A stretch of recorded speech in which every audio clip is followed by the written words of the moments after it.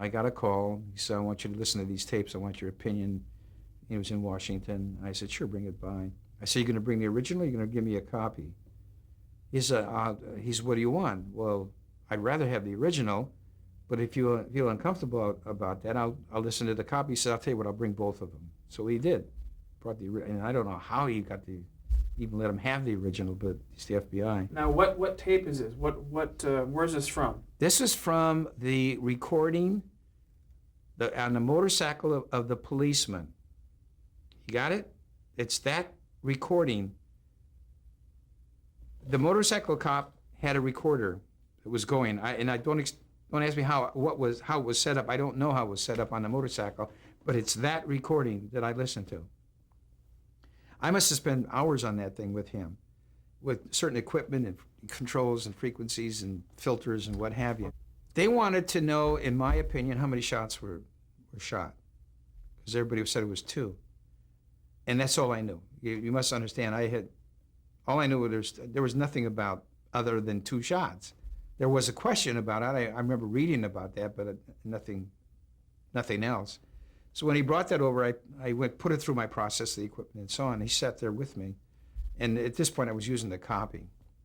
I didn't want to touch the original at that point. And I finally, after an hour or 2 hours or whatever the hell it was, I said, I think there's 4 shots here. He says, are you sure? And I said, I'll point them out to you. And I had the scope in front of me, and I could show him the peaks. And here's one here, here, here, and here. And I would equalize it and compress it and suppress the background and everything, and I could bring that frequency up and spot it. I said, there's 1, 2, 3, 4. So I said, can I put the original on, just to make sure? And I ran it down to that point. I got the same thing. So it was an exact copy of the original. So I gave him back the original. I didn't want to touch it any longer. And he said, okay. And I didn't hear anything after that. But then at one point, on KCET, they had a mock trial of Oswald. I don't know if you remember that or not. And they had people come by to testify that were originally involved at that period of time. Some of them, of course, had died. Some of them were still alive. And whoever was around, they brought to testify and as a mock trial. And the guy that I dealt with was a witness. And he got up there and said, I went through this with a professional, and he feels, as well as I, that there's 4 shots, not 2. Now, my friend over there, John, tells me there's just recently, there's comments being made that there was 4 shots. Well, I knew there was 4 shots back in the 70s. Now, back then, though, tell us what the significance is that you went through the tape and heard 4 rather than 2 shots.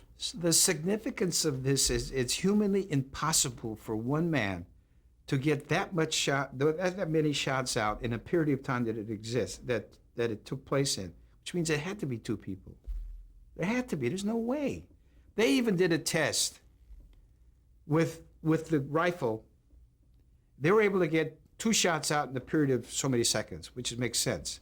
4 shots, impossible. For the period of time that it took place in. Impossible. Which means there had to be a second gunman. And that's when the grassy knoll comes in.